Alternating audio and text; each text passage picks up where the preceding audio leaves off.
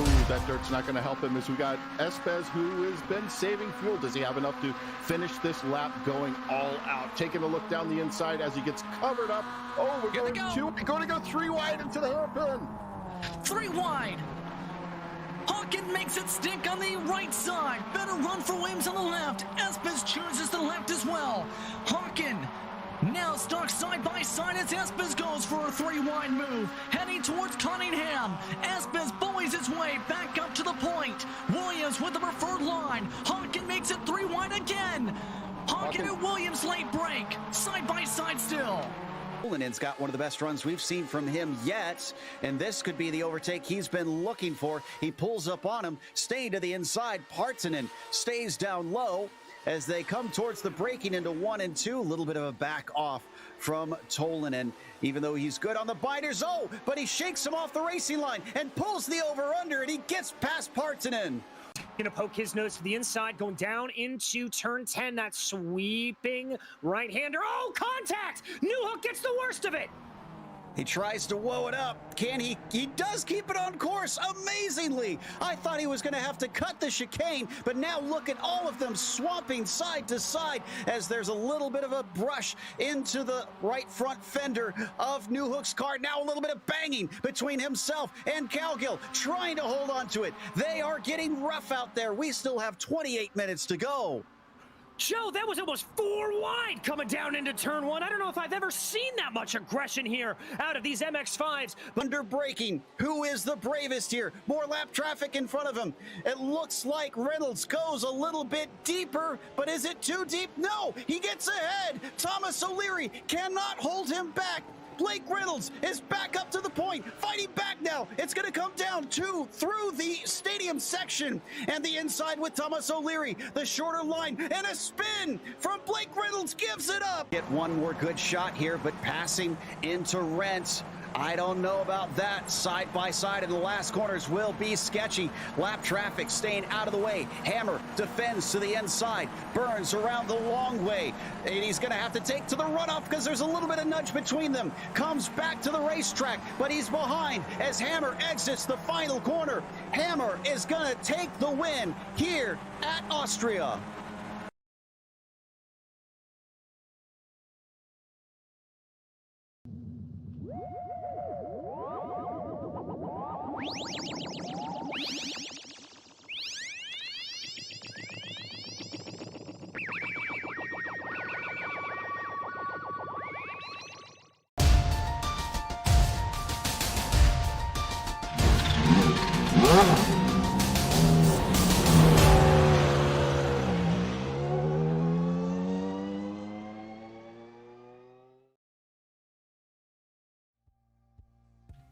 When it comes to the season of the Grand Prix Legends, it's been a campaign filled with plenty of challenges, but as well, plenty of exciting moments.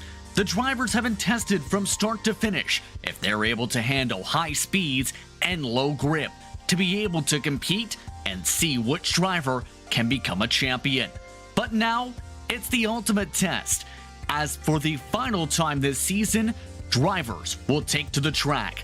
This is the Circuit de la Sarthe here on the Global Sim Racing channel for the final race of the Grand Prix Legends series for the 2021 iRacing calendar schedule.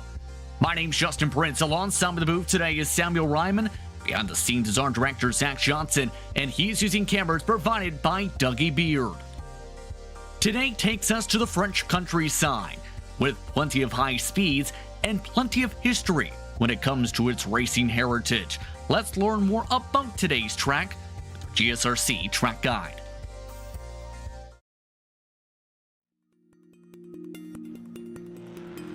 Welcome to Le Mans. When you talk about legendary circuits, this is a place that stands among the most famous in the world. Part permanent road course, part temporary street circuit, it traipses through the countryside just south of the city where it gets its namesake. Its size matches its reputation as well, clocking it at 8.5 miles, which equates to roughly 13.5 kilometers. However, when you take into account that it's split by only 33 turns, the frighteningly fast nature of this circuit becomes clear. Most of the corners have been added over the century of history it's experienced, but many have become renowned and respected. The two turns at the opposite ends of the massively long Mulsanne Straight play equally important roles. Tertre Rouge requires a great exit in order to not lose massive amounts of time, while Mulsanne Corner takes bravery and precision in order to brake as late as possible and keep opponents from passing you on the way in. There's also hair-raising moments like the tricky entry to Indianapolis, or the close walls along the bridge section in the Porsche curves. To win here, drivers will need a very low downforce setup, a good sense of strategy, and heaps of bravery. The 24 Hours of Le Mans is the crown jewel of endurance racing, which many drivers dream of someday winning and many fans flock to witness in person. Once you've driven the track here on iRacing, it's easy to see why.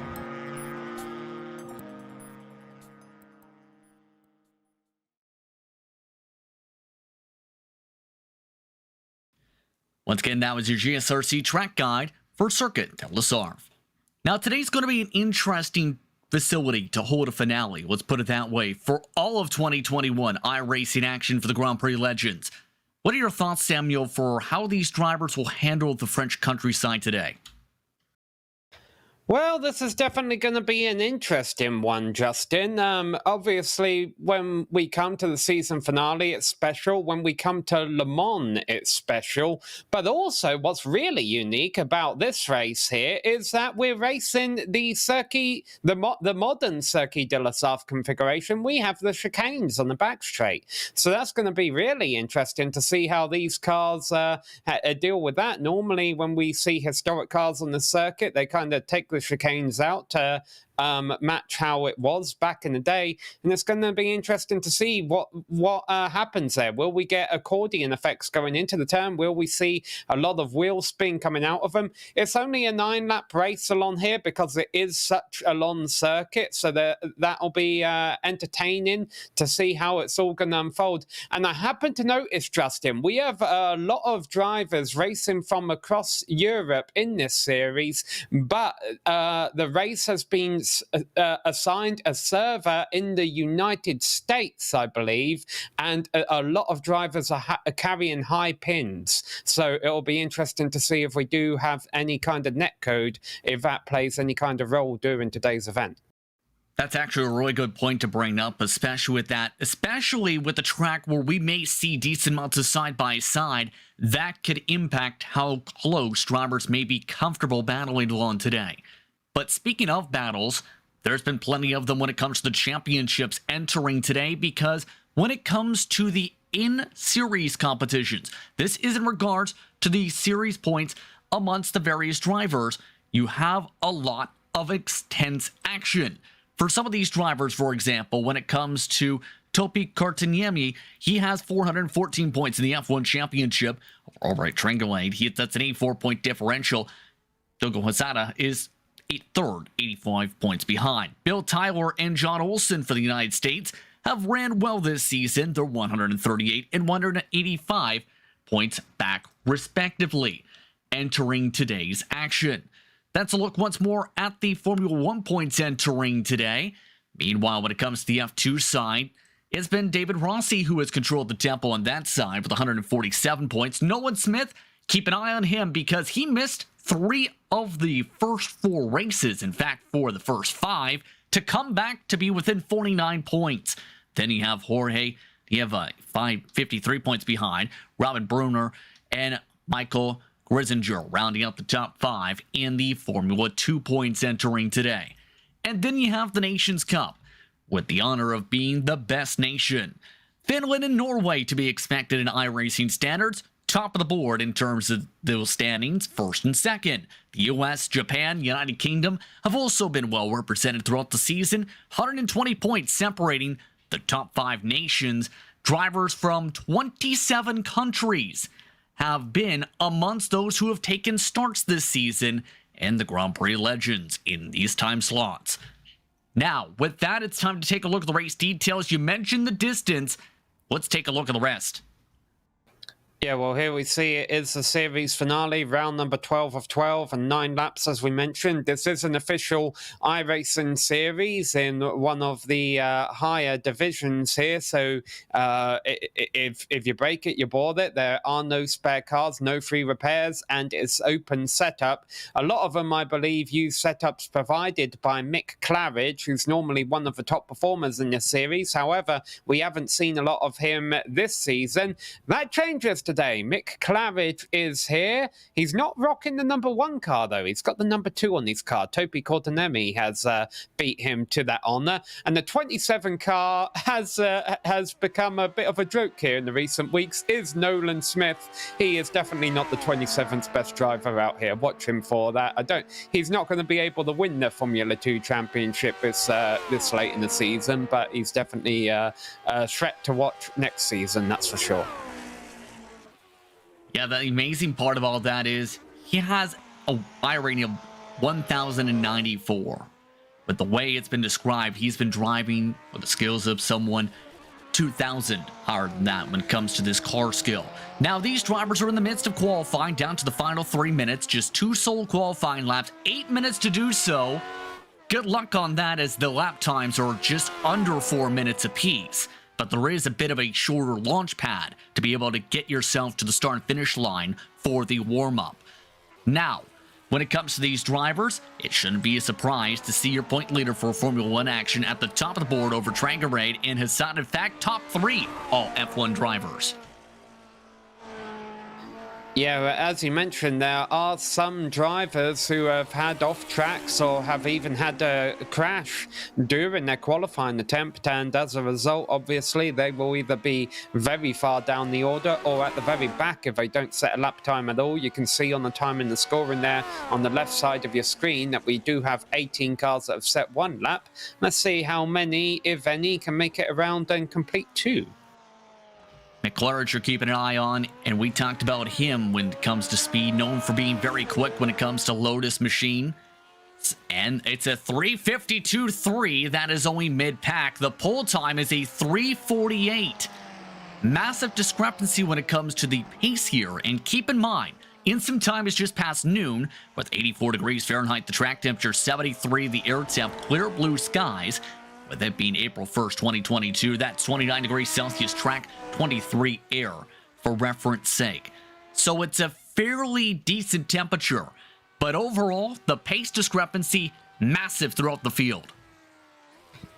From what I can tell, the first car on track on his second lap is the number 16. This is the number 18 we're looking at here. The number 16 of Josh Smets. And so if anyone's going to be able to complete 2 laps, he would be the first to do so, I believe. Now, his first lap, he must have had an off track. It didn't count. And we do still have the problem of connections. We were talking about how some drivers have a high pin. Gary Ho'u actually just lost a connection. So as Josh Smets gets that turn all wrong, and he's going to have to abort, so he'll be starting from the back. Couple more drivers currently in the midst of qualifying, including the number 7, Sebastian Trixier, currently on his second lap. Did have a first one, a 3:50.6. Let's talk a little bit when it comes to the expectations for how you try to attack this racetrack here today, with how quick these laps, or rather how long these laps should say in terms of this. You can see how difficult it could be handling chicane-wise down the Mulsanne Straight today. Yeah, no, that's definitely going to be the curveball here, because normally when you come to the Circuit de la Sarthe, you would expect it to be a bit of a slipstream race, and I still kind of anticipate that to an extent, but the chicanes are really going to throw in a bit of a curveball. Ove Trandre was coming around to complete his second lap, but then went off, and so no one is going to be able to complete a second lap as the qualifying falls, as the checkered flag falls in qualifying. So an interesting qualifying session. These drivers now getting ready for the standing start. Let's quickly take a look at your starting grid. Topi Cortanemi starts on the pole today at 3:48.8 with Ove Trandre in second. Hassan starts in third with Trixier in fourth. Then Michael de Turk starts in fifth. Then it's Michaela starting in sixth position with a 3:51.4. Bill Tyler and John Olsen start row 4. USA-based drivers start in front of Gary Colin, and Robin Brummer, rounding out the top 10 today. Yeah, and starting from 11th position, we have Mick Claridge. Boy, it's surprising seeing him that far back. Chris Murakami in 12th. The aforementioned number 27 of Nolan Smith starts 13th ahead of Robert Plumley. Then we got Michael Chryslinger and Myra Hazaki, Ray Oliver and Lel Stelson, Andres Bruno and Andrew Eng round out the 20 cars that set a time in qualifying. Are you a fan of streamers? Then this is the row for you, because Javier Sanchez starts from 21st alongside Joe Smits, with Nicholas Morelli in 23rd, starting the chicane along with Massimo Shimazu. Gary Ho is still struggling with connection issues in 25th, Colton Conover 26th, Robert Reynolds in car 26 will start position 27. 3 more drivers trying to get themselves to the grid. 2 currently in session. Check that 3 now before we get things rolling. All we're waiting for is the number 22 of Gary Ho to get underway here from France, who can close out the 2021 campaign of all of iRacing with a victory before things change over to the 2022 calendar for what's expected to be a very busy season. Grand Prix Legends is all set to go. We're underway from France. Oh, a bit of real spin there from P3. I think that's Hazada dropping back in that white car in the middle of a picture there. So things are going to be getting dicey around 6th place here as they head into the first set of bends. Gary Ho did miss the start as Kotkaniemi holds on, heading through the Dunlop curve and the Dunlop chicane, heading towards the S's. No trouble so far. Some of the drivers stay side by side a couple rows deep, but are now trying to get into a rhythm before they reach Tetra Rouge. Some trouble for the 20 machine hearing. Drop back 2 spots. Got a little bit of slack in the heart of the pack. Yeah, so some drivers going forward, some drivers going backward, but so far everyone keeping it on the track of this 26 car pack. Ho still in the pits. The reason was Laust Olsen hit the back end of him in a checkup attempt through the first corners. There is a slowdown for some of the drivers also having to be impacted, where you're hearing from some of the drivers struggling through those first corners. Kotkaniemi trying to make his way through the first chicane down the Mulsanne straight. Holding on for now, no major lunges quite yet amongst the top 5. Yeah, there's a massive gap, though, as broken out between 2 packs. I think it's around 16th place. See at the back of a picture there. No, it doesn't look that big from here, actually. They can make that up in the slipstream. The gap between 7th and 8th is currently about 1.4 seconds. The gap from 16th and 17th, where some of the contact referred to was, is also 1.4 seconds. Some side-by-sides for the second of the chicanes. That goes to number 3, John Olsen, trying to make up spots. He's a +3 already from the drop of the green flag. So the field so far able to get through the chicanes okay. Everyone keeping it clean here on the opening lap, but that's what we've come to expect from these drivers. We have seen some nasty incidents on opening laps at some tracks this season, but for the most part, these drivers do a good job at keeping it clean. Of note, the 22, Gary Ho, is now rolling out of the pit box. He is 3/4 of track 1 behind. spinner, 15. And there's the jinx. Colin is the first driver to have the major spin, and he comes across the track in front of the pack. Conover gets hit. Several others having trouble. Michael Grissinger has had the worst of laps to start this one. He's been hit 2 different times now. And we still have Joss Smets pointing backwards at the hairpin there. So yeah, only 3 or 4 cars involved, and it looks like Smets, well, a few drivers have came out badly. Oh, big moment from 3rd place. The Turk is off in the sand. John Olsen has turned someone around. Trixier has been spun. Several of the leaders have crashed. The top 2 have ran away by 5 seconds as everyone else has stacked up. Trixier is upset on the radio. He is still not able to get going. He'll be upset with Michael De Turk. De Turk ran him over heading into the corner. That's what set off that train reaction. What was that about the calm start again, Samuel? Yeah, well, the first half of the lap was calm. I wasn't wrong. I jinxed it a bit, I suppose. That was the ultimate kibosh. 5 seconds now the difference. Can you make up 5 seconds in 8 laps? I doubt it. This was one thing I was concerned for the likes of Mick Claridge, drivers who have a lot of pace but didn't necessarily get a good qualifying result, is that if a pack does get broken up, which normally happens here at the Circuit de la Sarthe, he's going to have a lot of work. Oh, and a slowdown penalty for Mick Claridge. Boy, he's gotten a little bit shabby, missing all the races this season.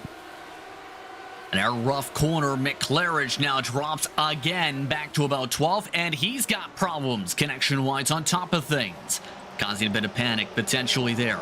It's worth noting that the second pack is currently being led by Bill Tyler, who's ran away, but then you have John Olsen, who has a race car that's been beaten up like a tin can. You have Joe Smets, who is now struggling to get around the racetrack. Meanwhile, you have Gary Ho, who is picking off positions for the drivers who have been involved in incidents. What a wild start to this one. Yeah, pit road's starting to get a little bit busy. We already have Tixier down there. Canova is joining him. And then I think I saw the 15 of Quayling coming in too.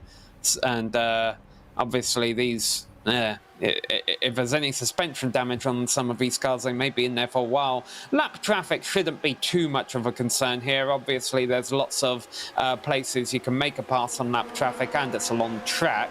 Lots of great balance still going on for 5th and 6th around here. John Olsen, give him credit. He is still trying to fight hard, but he's got significant front-end damage from all those hits, Samuel. Can he hold on here is a big question for 7.5 more laps, because keep in mind, not expecting pit stops here with the way drivers have been able to fuel the car, but it's still a long time to try and defend, especially when you have to consider the iRating part of things and the official racing side. And even just a mistake from Bill Tyler there in 3rd place. He didn't exactly have a lot of pressure going into that chicane there, but because these cars are approaching these chicanes at such a high rate of speed, just getting your braking point wrong by the tiniest of margins can really mess you up and lead to battles, as we're about to see as we go down the last part of a Mulsanne straight into the hairpin here. But Bill Tyler still leading this pack for 3rd. You can see there's only about a 10th of a second between our 2 leaders, and I'm sure they might swap that position around a few times, but 3rd on back is where we really need to keep our eye right now, because this is definitely the danger zone, and they're coming up to the point in the track where we had, well, here we go, here are the leaders side by side now, coming down into Indianapolis, getting very close wheel to wheel there. Drangaray nearly getting hit in the right rear tire. He's now to the inside line through Indianapolis, heading to Ornage. Now Cortiniami has the preferred group for this part of the corner. He gives the later arc this time with the number 1 car. Drangaray still not giving up easily, though, for this race lead. Despite this, they are gaining time. They are currently nearly 8 seconds up the track from the battle for 3rd. Side by side for the lead still, heading towards the Porsche curbs this time. Someone might have to back off here before the safer barrier. Will someone back off? No! Yeah, well, they can afford to do this, as you mentioned, because of that 8-second lead they have over the second pack. Topi Cortinemi coming out on top by now, but very clean and respectful racing. We'll see if they can keep up this intensity for 7 more laps around here. Remember, that might not sound like a lot, 7 laps, but it is around this massive circuit. This has been one of the craziest official road races, I think, of the season so far. Let's put it that way. Meanwhile, Bill Tyler, he looks to try and battle and hold on into the 4 chicanes this time. Tyler up 4 spots from his starting position. Hasada, despite his respective damage, has done a really good job in staying within the slipstream of Tyler and keep this a fight. Good exit for Hasada. New fast laps coming in, 350s for the race leaders. The second pack, 353s. Yeah, amazing. The leaders can still be going that fast with all that battling. The number 19 of Robin Broomer has backed out of his pack a little bit, letting some cars by. Robin Broomer, oh, Robin Broomer's spinning. He was running in 8th place. He's not anymore.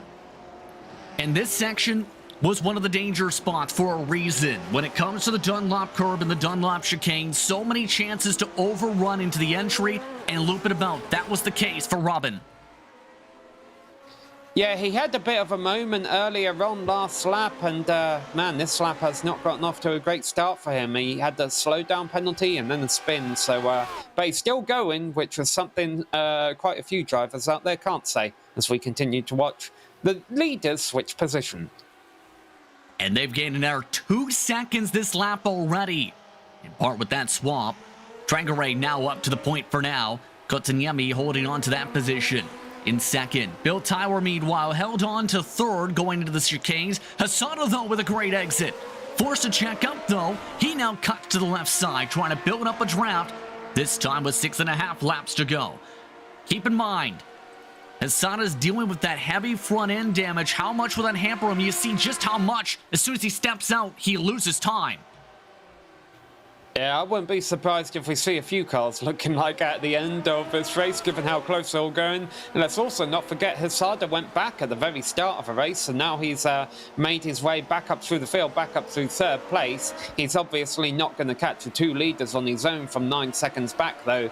This is the battle for third, and the only way it would be anything more is if the 2 leaders tangled, which could happen. And here we go right now. Topi Kotkaniemi leading the way. Will that continue up into the next part of the corners? Likely not, because Trangaray's got an error draft.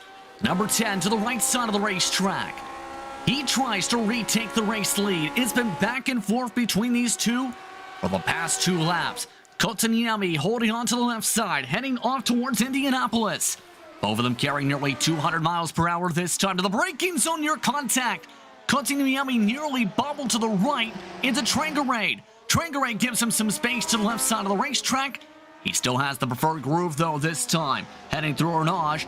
Keep the lead to Trangaray, but Kotkaniemi trying to cross him up. So we've got great racing here in the battle for the lead. Obviously keeping half an eye on the battle for third on back as well, because that's exciting. And we've had the spin back there. Now about a contact, it appears. Currently, Tyler and company holding on. The driver with trouble is the Turk again. He has no damage, mind you, from that initial hit on the first lap. This was self-inflicted this time from the 6th. To the point where he is nearly out of the full draft of the top 12. Yes, like I mentioned, the Turk was the driver that Tixier got hit by on the opening lap, and Tixier has noted in the chat that he wasn't too pleased about that. Is an understatement. But going back to the race at hand right now, the battle for the lead continues with Topi leading, and this pack for third has actually broken up a tiny bit, but I'm sure it will reform when we get back around to the main straights and the slipstream comes back into effect. Coming up to 6 laps to go this time. The race leaders separated by 4/10, heading to the 4 chicanes. John Olsen currently in the middle portion of this. How about this, though? Guess who is in 7th at the back end of this train? The first driver not to set a time? Yes, that is Heike 360. Javier Sanchez has survived to make it to 7th. Yeah, no, very nice job, and he's about to take 6th place here from the number 3 of John Olsen. And, ooh, these two can't do this too much. They might lose the whiff of the slipstream from the 3 in front of them. I think they might have. Nearly 2 seconds behind the next train of 3 cars ahead. But Sanchez, remember, gained all this time by being clean and very quick. He's been running in the 351s. Among some of the fastest, in fact. He had the fastest lap on the track last time by. Shout out to the drivers in 8th, 9th and 10th right now. Mick Claridge, Chris Murakami and Robert Plumley in the number 17 car rounding out our top 10. They're kind of running on their own. If things happen in front of them, they could catch back up with those packs. But I just wanted to give them a shout out because really we've been putting most of our attention, and rightfully so, on everyone in front of them so far. It's been very busy up towards the front so far. Sanchez has nearly already closed up that draft to the top 3 in front of him in terms of that pack. So it's getting interesting when it comes to the 3rd place on back, about halfway to the race next time by this point of the straightaway. No major swaps to the race lead for reference sakes. Kotkaniemi has built up a decent buffer to the point where Trangaray has not been able to draft up fully to make a pass back. And it's starting to become the similar case in some of the other packs too, like that third place grouping onward, and like the ninth place pack we just seen. Yeah, well, it was actually interesting watching Topi Kortanemi down the back straight just a moment ago. He was weaving across it, so he does not want Chandray to pass him. He wants to try and break away from him. I'm not sure that's going to work. I have a feeling we have... Here he goes. He's doing it again. But, yeah, I don't know how much this is really helping them. That's just going to kind of slow them both down. I'm sure Chandray will eventually find a way to take a lead if he so desires. We have plenty of straights and plenty of racing left. He catches up with Topi here, but backs off. Of note, Laust Olsen has just had an incident from 13th position. He had been up +5 before going off into the sand trap up through the Mulsanne chicane after trying to battle hard for that position and missing the apex. So now Laust Olsen is in 17th position. Remember, was involved in some trouble earlier. Speaking of battling though, Bill Tyler watches Hasana late break him to the outside. What a break by Hasana to make this side by side. Yeah, see, this, if I was racing right now, I would be Xavier Sanchez, kind of just taking it easy back there in 7th place, because all this, as fun as it is to watch, I'm not sure how necessary it is. They're not going to catch her back in front, and all this side-by-side battling is doing is risking an incident for one, and for two, allowing more cars to run this pack down. I mean, what can you say? Final week of 2021 and iRacing schedule, right? May as well have some fun. Yeah, well, it's certainly entertaining. I'll give them that. Good point. Hasana, meanwhile, still having one of the better drives of the day with all the damage. See if Hasana tries to go for a lunge soon or waits. Yes, he'll wait. In fact, he's really backing up these corners now with some of the damage. Remember, there is an incident limit of 17 before you have to serve a penalty down the pit lane.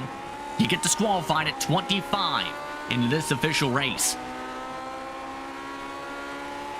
Yeah, like I mentioned, that could be a realistic possibility if some drivers abuse the runoff areas a little bit too much. Fortunately, we don't see too much car-to-car contact in this series, so I don't think there'll be any 4Xs for that regards. But, yeah, all this action... We've seen a couple. Yeah, we have. Not even halfway yet.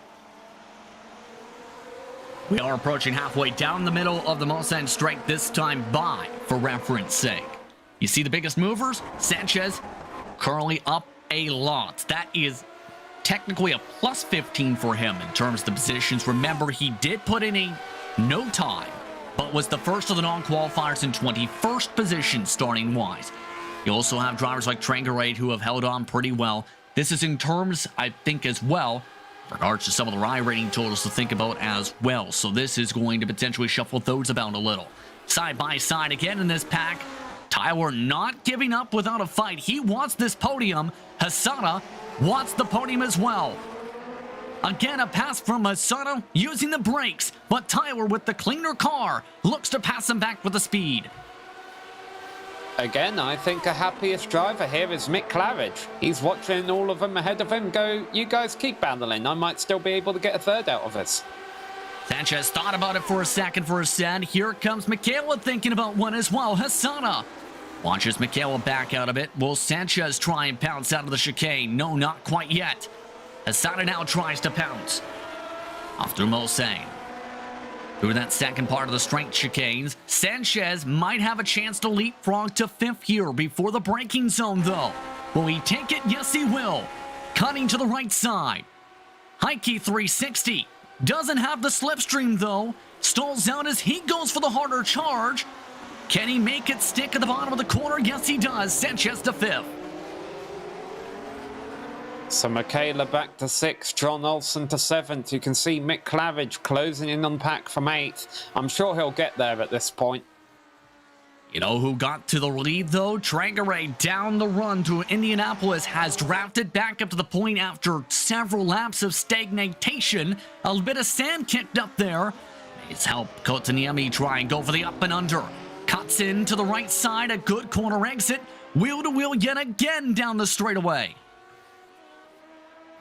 A lot of fun to be had out here. I think these drivers are just enjoying battling. They're smart enough, I'm sure, to know that this fight isn't going to be resolved on lap number 5 of 9. This is going to be something that we'll see keep going on all the way until the final lap, providing, of course, they don't collide. And these are two very good drivers, so hopefully that shouldn't happen. Back and forth it's been for them throughout this entire race. Incredible so far amongst them. You gave a lot of praise to Nolan Smith before today, by the way. The 27 car in this action, he is holding his own 13th place right in the middle of the field. That is still in a good spot to gain a significant chunk of iRating and a decent amount of points. Yeah, I want to go back to the battle for 4th, though. There was a bit of a slide there, and they've actually lost contact with our 3rd place car. That happened just a moment ago, I believe, potentially, because remember that side-by-side with seed for the leaders? They took it to 11 out of 10. And another spin makes it 20 out of 10. One driver to the inside, that's Hasada. All right, so now this has broken up this battle for 3rd a little bit. So Bill Tyler was a driver in 3rd place when Sanchez and Hasada went side by side through the curves. As those two did that, that caused him to cost time from Bill Tyler, and he was able to break away a little bit. So now this battle for 3rd is strung out, but Bill Tyler's trying to run away from the rest of them, but I don't think he's going to be able to do that. Looks like Sanchez will still be able to get his slipstream down the Mulsanne, and we will still have a battle for 3rd here. Trouble as well for Nicholas Morelli in the 18 car, has just had a bit of a spin. He was inside the top half of the field for the trouble. His orange and black Lotus is off and away despite that trouble. But back to that battle referred to. Sanchez needs to close up a few tenths. There's a good chance Sanchez may be able to get this done in a decent amount of time. It will just take a couple laps to set this up right. And remember, all it takes is a... Oh, look at that, a bubble! Sanchez nearly looped it, and that may cost him. Yeah, battle for the lead again. The two leaders side by side, not too far ahead of us. But what I'm trying to say, all it will take is a slightest bit of contact or misjudgment, miscalculation from these two for that battle for 3rd to be a battle for the win. And right now, Bill Tyler's getting some gifts handed to him. Bill Tyler has kept it clean, and he's proven that there with the speed and how he's been able to handle defensively. Good defense from Kotkaniemi this time heading into Mulsanne. 3.5 laps to go. These top two now have a near 15-second advantage. If you're either one of these drivers, how do you feel this could end? Because it's been aggressive when it comes to the sends, especially into Indianapolis. They have not backed down for anything. Trangarade, for example, with the run this time. Whenever one's got on the run, the slipstream, they immediately have looked to pounce, and then the other looks to bounce back quick. Yeah, I think these two think they can keep us up for another 4 laps, and they trust each other to do so. They know each other. They're here week in and week out. That doesn't mean we've had a completely incident-free season, and drama can definitely happen. And if it does, Bill Tyler will be quite pleased to see that.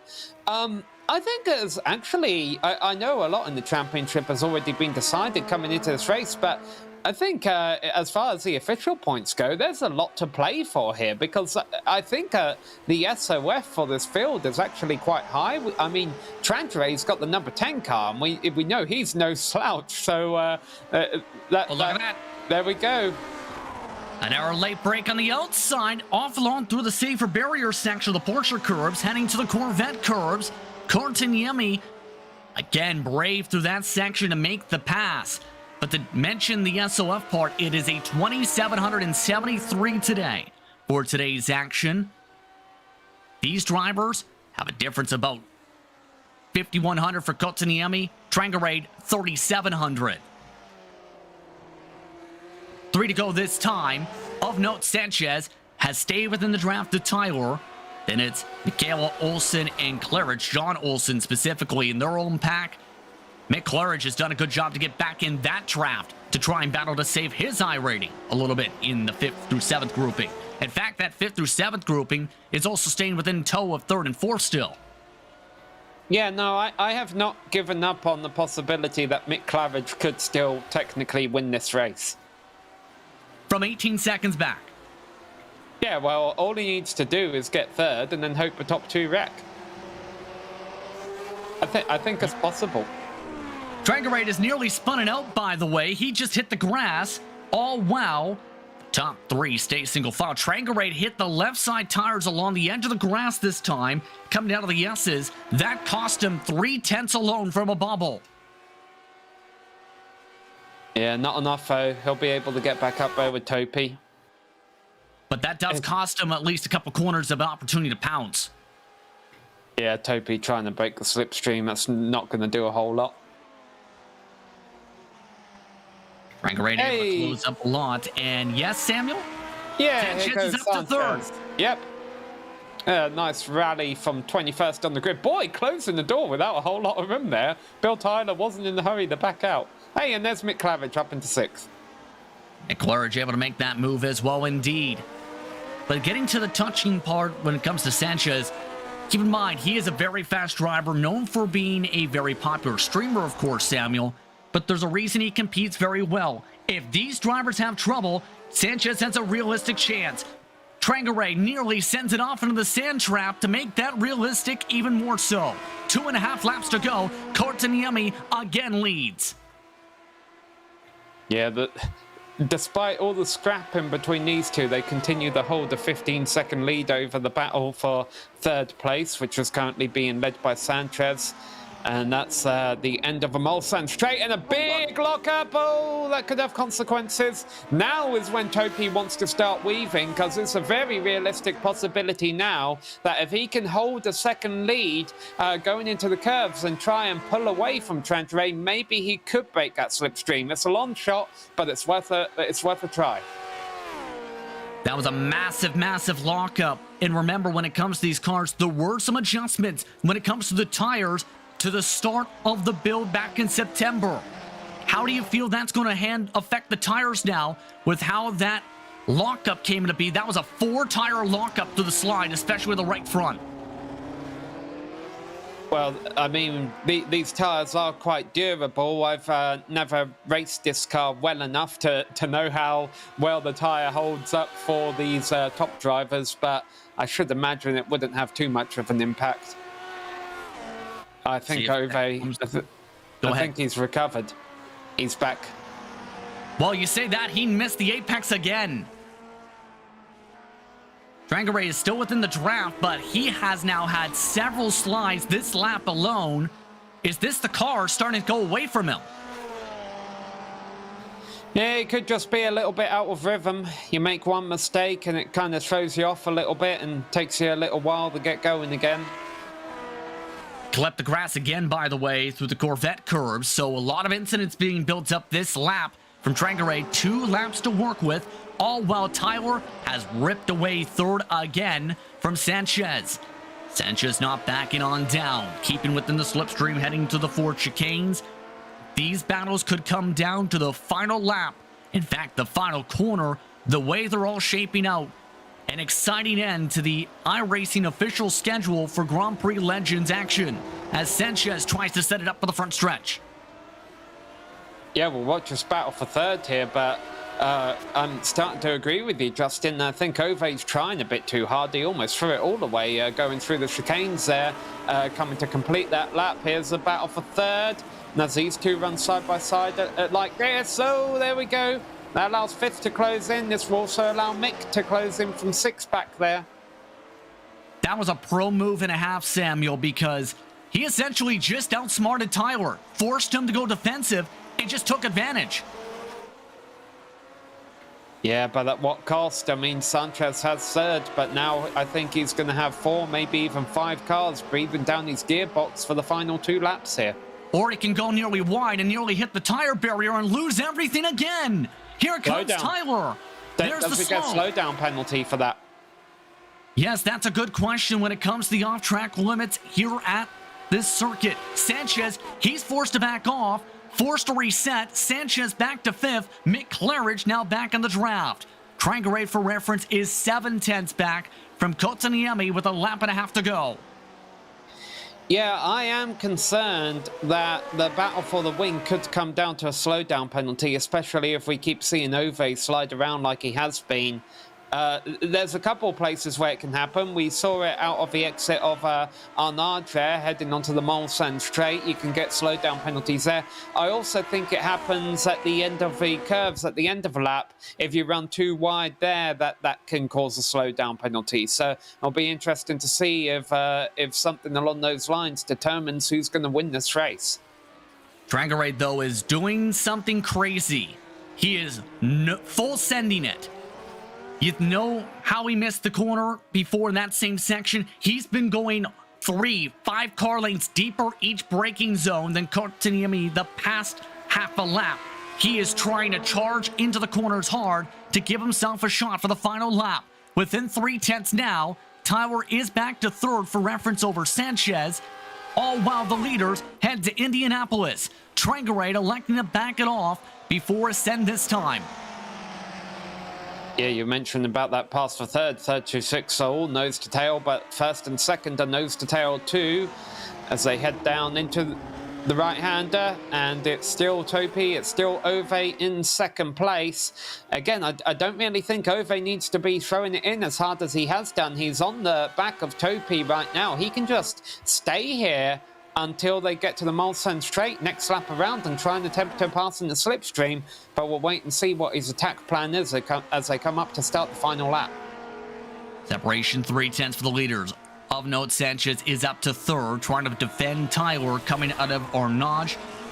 Currently, Michaela and Claridge are in that group. If any fireworks go off for these race leaders, and if they're not able to get back rolling in time, things could get very interesting over the course of a 21-second differential.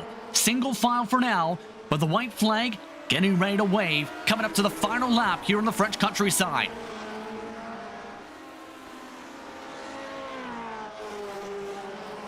The interesting thing's going to be, how will things fare out for that race lead? How will things fare out the second pack? Nearly Trangarade with a run, forced to back off though, a little too strong. 3/4 the separation for the final lap. Despite all that, Topi still runs fastest lap of the race. Tells you just how intense this has been. So here we go, the final lap. I misspoke a moment ago that the turn coming onto the back straight, of course, where they can get slowed down. It's not Arnaud, it's Tetra Rouge. They're coming up to it in just a couple of corners here. If Trangarade runs wide on the exit of Tetra Rouge and gets a slowdown, that would definitely end his shot for the victory here. Now, Topi's broken out a little bit. Let's see if they both stick to the racetrack. They do. Topi, I think, might do some weaving here because he does have about a second lead on Ove. If he can kind of stop Ove from using the slipstream, maybe he'll be able to hold on. But I think Ove will definitely still get an opportunity before they get to the checkered flag. Meanwhile, you see some of the smoke being kicked up from some of the back packs. Third on back.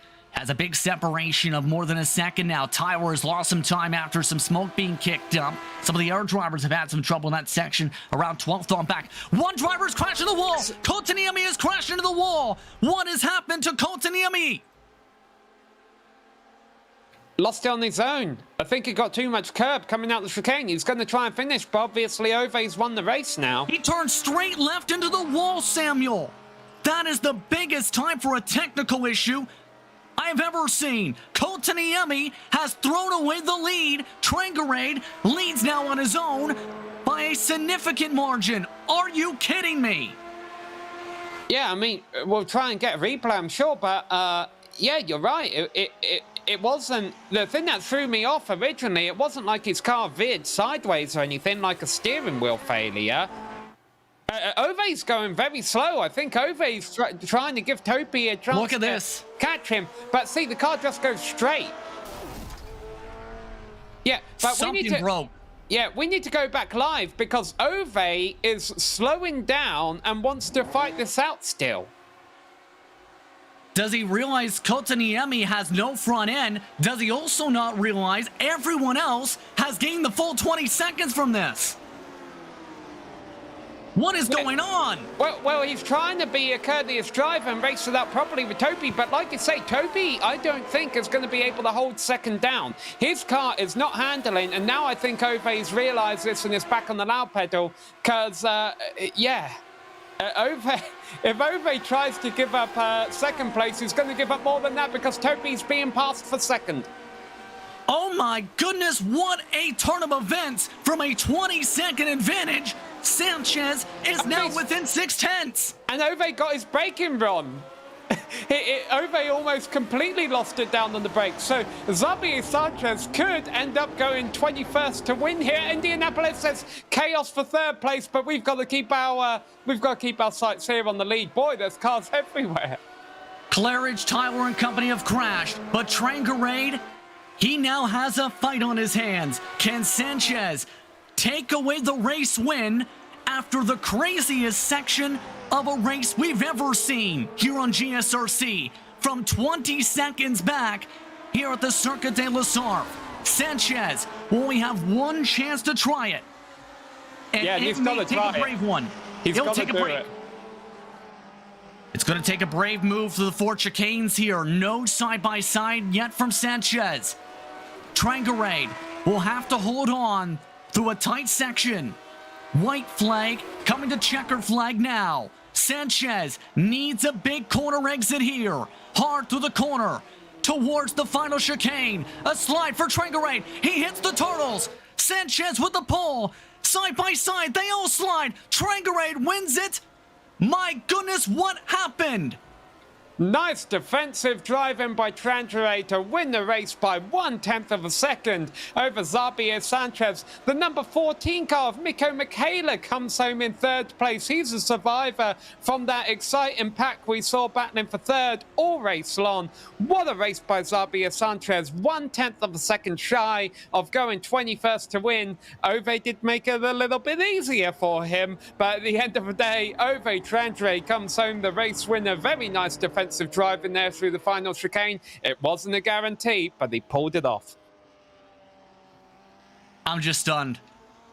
I don't think I've seen that in an official race in that amount of a time, I think ever.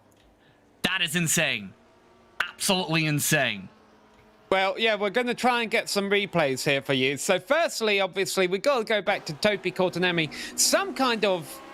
okay, so this is after the incident. Here we go. Some kind of hardware failure. I don't think his steering wheel froze or anything. I almost wonder if that was a black screen. I don't know. I think even he's confused over the in-game chat. He's trying to explain this a bit. You see, he gets back going, figures out what's going on. Then you have Trangarade immediately start backing off. Well, I think what Trangarade saw here, you know, all drivers on iRacing pretty much run with their F3 screen open. He probably saw, okay, Topi's gotten going again in second place. He's still got a gap over third. So I'm going to back off. I'm going to let Topi have the lead again and then run around in second. The problem is all the time, you know, he doesn't realize the extent of Topi's damage, and Topi goes off at the chicane here, actually. This is what our replay picked up a moment ago, and by the time he rejoins the circuit, he's obviously going to have to serve a slowdown penalty for missing the chicane. All this is allowing that pack for third to close in on him, and by the time Ove slowed down enough to let Topi catch him and realizes, oh, Topi's got damage, he realizes, uh-oh, I've got to go, because now everyone else has caught Topi too. And we'll come up in a couple of corners after this, obviously, is when things get a little bit hairy and we lose a few drivers. Yeah, you see, everyone's back in the slipstream, and at this point, everyone's gone from, okay, we'll set this out for third to, oh no, this is for the win. Let's go. Everybody go. Go, go, go. And then everyone just says, okay, it's time to go 2 to 3 wide for these positions because now this is for the win.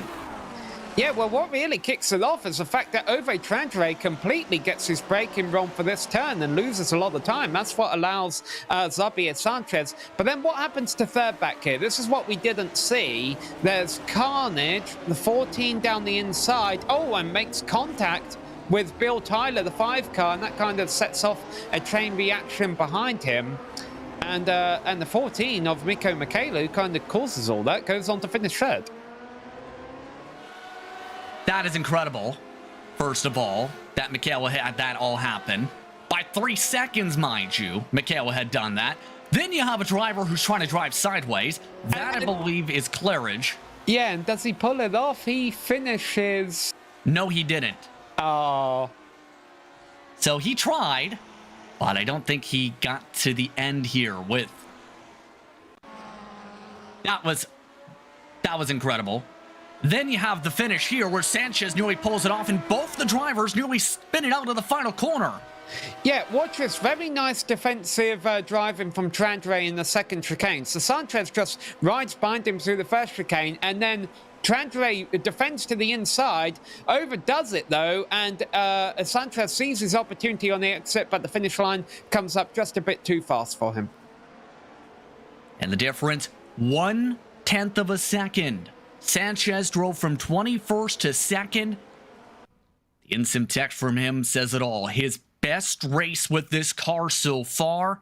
Let's take a look at the results because there's a lot to unpack here. Because Trangere takes the victory. Remember, it was a 20-second advantage at the start of the lap that he had over Sanchez and company. Right before the trouble for Kotkaniemi. Sanchez goes on to finish second. Then you have the fireworks for third, with Michaelu coming home in the third position. Followed by Olsen and DeTurk. Bill Tyler, despite his contact, comes away in sixth position. Kotkaniemi, despite bouncing off the walls and taking several course cut penalties, finishes seventh. Murakami, we didn't mention his name much all day, finishing eighth. Hasada recovers from his spin to go to ninth. Then Haraski quietly goes to 10th. And then starting page 2 here, we have Robert Plumley in 11th place ahead of Robin Boomer in 12th place. Nolan Smith holds on to 13th all race long, so kudos to him. Lars Delson finishes in 14th place, and then Nicholas Morelli comes home 15th from 23rd on the grid, so nicely done there. Ray Oliver 16th place ahead of Andres Bruno, and then Masato Shimizu in 18th place, and then Andrew Eng. Gary Craylin is one of the first drivers really off a pace. You can see there 2 minutes back he ran into trouble early on and comes home 20th. 21st goes to Smets with Gary Ho. Starting from the pit lane, he picked up 3 spots from his initial starting slot, with Robert Reynolds finishing 23rd, last driver of the lead lap. Mick Claridge did not finish, along with Grisinger. Grisinger not happy after his race. Conover, 2 laps down, 26. Tixier finished in 27th after his hard contact through Arnage. So a firework-filled race for the Grand Prix legends. What a way to end off 2021 for this series when it comes to this type of action. I'm not sure where to start, but I think the best place potentially will be talking to Kotkaniemi, who is standing by. What happened first of all, Topi? That's a good question. I'm not sure either. I could hear through the VR headset that the mouse I keep on my rig, I think it did drop to the floor because of the FFB. You know, you're making hard turning in the chicane, and I think it had clicked into something while falling, and my VR went black for like 4 seconds. I don't know, it's a shame we had such a good battle with Uwe. That explains that. It is a definite tough break to have that happen. But then, what was your reaction to realizing Trangere's backing off, trying to let you catch up from 20 seconds back, and then in turn causing a calamity-filled final half a lap for everyone else to get back in for the fight? Yeah, I was trying to tell Uwe that don't wait for me. My car is badly damaged. My left front was pointing like 20 degrees to the left with a camber of 10 degrees or something. I could turn left, no problem, but turning right and braking was hard. So, this is probably the craziest finish of the entire year on GSRC. Probably, yeah. How would you describe the season as a whole for you when it comes to Grand Prix Legends? Because, of course, you've had a lot of success overall this season in the iRacing calendar year and the overall calendar year as well. came into today essentially with that massive advantage over Trangarade in the Formula One standings. Your thoughts on the season as a whole? Yeah, I don't know. It's like the last season where where Rob won, and he was the guy who got most of the second places and was most consistent. Maybe not the fastest, but most consistent and most sensible and driver, and he deserved it. I think the same happened this season. I just got a consistent finishes and a couple of wins, and yeah, that's enough, I think. Anyone you want to thank for that finish and a half? I want to thank my ISP for not getting a disconnect. I seem to be having some connection issues, which I have been totally unaware of. Yeah, today was on a US server, by the way, for this split. So congratulations on making it to the finish, and see how 2022 fares out for you. And thanks, Justin. Topi Kotkaniemi coming home in 7th after a last lap crash that sparked the biggest domino effect of the whole year.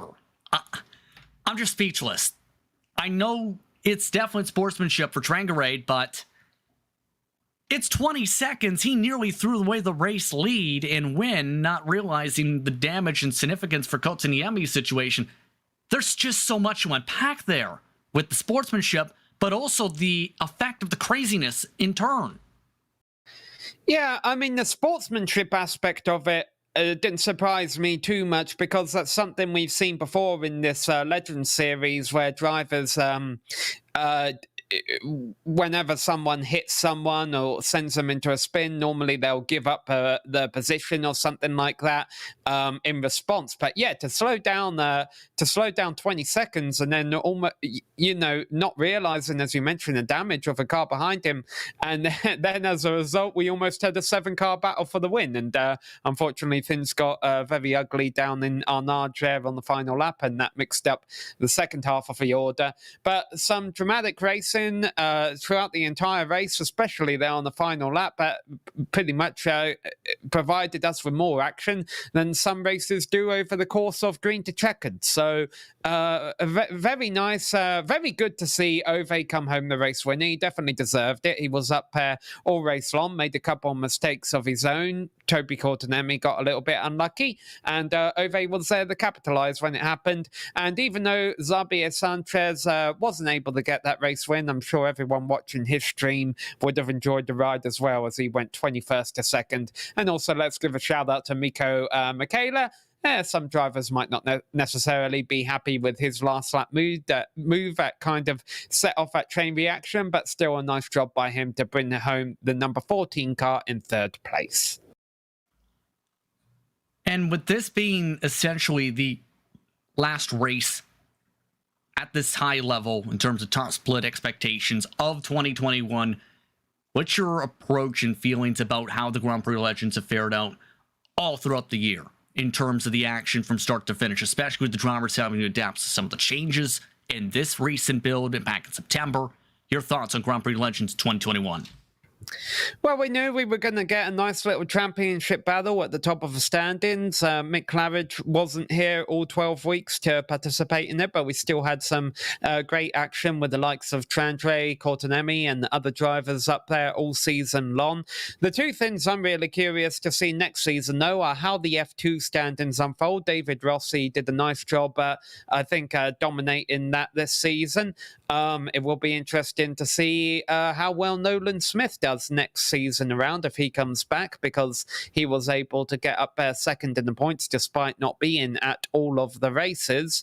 And the other thing that will be interesting to see is what they do for field size again next season, because currently the split size is capped at 50 cars, so pretty much every single race that we get is a single split race, which leads to a lot of a big variety, a big difference between the talent level at the front of the field and the back of the field. But honestly, I kind of think it works. We have had some nasty crashes this season. Austria comes to mind. I think the very first race of the season, we had a multi-car incident heading into turn 1. But for the most part, these drivers have been able to put on clean races, and the leaders have been able to navigate their way through lap traffic without too much difficulty at many of the races. So I don't know if they'll go ahead and change that, cap the field size for next season, but if they don't, I think these guys will still be able to handle it. On that note, we'd like to thank you for tuning in for today's exciting action and then some from France. We'd also like to thank the companies that provide the software and hardware for our broadcast listed on screen. Additional thanks go to Jude Lawn, who provides her wonderful music. Check our Bandcamp for more of our awesome work. Thanks to the team today of Samuel, Zach, and Dougie. You can find out more info about GSRC at globalsimracingchannel.com or through our social media. You can also check out our merchandise store at simracingmerch.com/GSRC, as we'll keep you a link in the description to the YouTube version of these broadcasts down below. Don't forget to subscribe to our YouTube channel as well, so you don't miss a moment here on GSRC. The next race is to be determined, as this is an official series for Grand Prix Legends. The next calendar year flips over in the next couple weeks. Keep an eye on GSRC for up-to-date action when it comes to that front. We also have upcoming races for other series listed on the screen. Check those out and mark them down your calendar. Until next time, race clean, race hard, and we'll see you on the track.